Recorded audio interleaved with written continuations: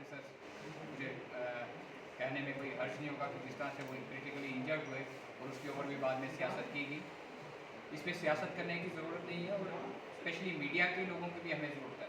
आप लोगों को भी अभियान चलाना चाहिए क्योंकि आप लोग भी समाज के हिस्सा हो। आप लोगों का जो अभियान चलाने का जो तरीका होगा वो ज़्यादा पॉजिटिव आएगा, पॉजिटिव रिजल्ट्स आएंगे।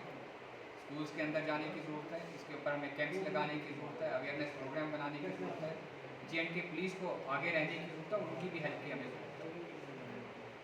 और J&K पुलिस इसके ऊपर ये भी रखे कि जो लोग इसके लिए इन्फॉर्मेशन दें उनको रिवार्ड भी दिया जाए, क्योंकि जब ऐसे पुलिस की तरफ से इनिशिएटिव लिए जाएंगे कि जो भी ड्रग माफिया के लिए कोई इन्फॉर्मेशन देता है तो उसको रिवार्ड दिया जाएगा, उसका नाम भी गुप्त रखा जाएगा, तो मुझे लगता है कि उससे भी बहुत बड़ा एक इम्पैक्ट जम्मू में पड़ेगा।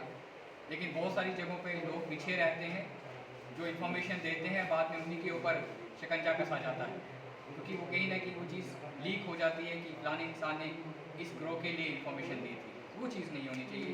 उसके लिए आज आपके माध्यम से DG साहब से रिक्वेस्ट की जाएगी, IG जम्मू से रिक्वेस्ट की जाएगी, SSP जम्मू से रिक्वेस्ट की जाएगी, इन चीज़ों के ऊपर भी ध्यान दिया जाए ताकि अपने SHOs को इस चीज़ का बताया जाए कि अगर कहीं से कोई इन्फॉर्मेशन आती है तो उसको टॉप सीक्रेट रखा जाए।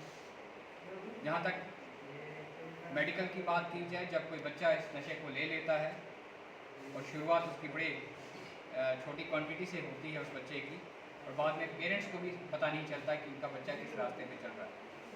बहुत सारे बड़े बड़े घरों के जवान बच्चे 18 साल, 19 साल, 16 साल के बच्चे चले गए और माँ बाप को बाद में इस चीज़ का एहसास हुआ कि हमारा बच्चा ड्रग लेता था, क्योंकि घर में पैसे का बहुत फ्लो होता है और ये जो ड्रग माफिया के लोग हैं उन्हीं बच्चों को टारगेट करते हैं, और अगर गरीब घर के बच्चे को टारगेट करते हैं तो वो बच्चा चोरियाँ करना शुरू हो जाता है, कहीं ना कहीं से तो पैसा लाएगा। मुझे लगता है कि J&K हेल्थ सिस्टम, हमारी जो हेल्थ मिनिस्टर हैं उसको देखना पड़ेगा। हॉस्पिटल्स में स्पेशल ऐसे सेल बनाने पड़ेंगे कि जो बच्चे इसमें एडिक्ट हो जाते हैं उनकी कैसे ट्रीटमेंट की जाए। मुझे लगता है उसके लिए भारतीय जनता पार्टी कंधे से कंधा मिला के चलेगी, क्योंकि जम्मू कश्मीर की देश की वाहिद एक political party Bharatiya Janata party है जो हर चीज़ में आवाम के साथ रहती है। इस पर सियासत नहीं हमें करनी है, और मैं बाकी भी पॉलिटिकल पार्टी के लीडर्स को कहूँगा जो कल से सियासत कर रहे हैं, इसमें ये नहीं हमने देखना कि ये हिंदू है, ये मुसलमान है, ये गुज्जर है, ये वो है, ये वो है, वो चीज़ें नहीं हमें देखनी है।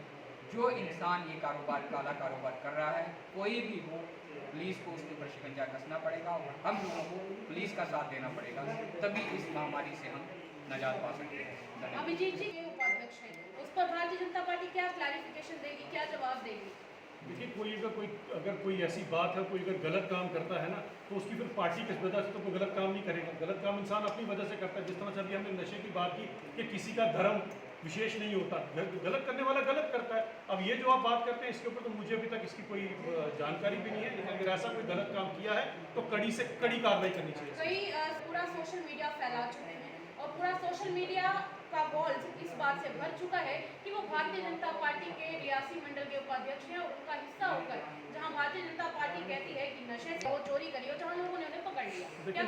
देखिए बात तो वही आती है फिर से कि ये जो पॉलिटिकल पार्टी अभी भी इसके ऊपर सियासत कर रहे हैं। जैसे मैंने बात की कल, अगर आप देखें खुद ही जो एक मंत्री हैं वो कहते हैं कि उन्होंने भी इसके ऊपर सियासत करने की कोशिश की। ऐसे हर एक पॉलिटिकल पार्टी इसके ऊपर सियासत करती है। मैं कहना चाहता हूं कि ये इतना खतरनाक काम आज की डेट में शुरू हो चुका हुआ है, इसमें कम से कम अब इन चीज़ों से ऊपर उठ जाए, ये पॉलिटिकल पार्टी एफिलिएशन से ऊपर उठ जाए। जो कोई भी गलत काम करता है वो इंसान गलत है, फिर वो भले BJP से है, भले वो NC से है, भले वो PDP से है, भले वो कांग्रेस है, वो इंसानियत का दुश्मन है। और मुझे लगता है ऐसे लोगों को हम सबको मिलकर एक लड़ाई लड़नी चाहिए।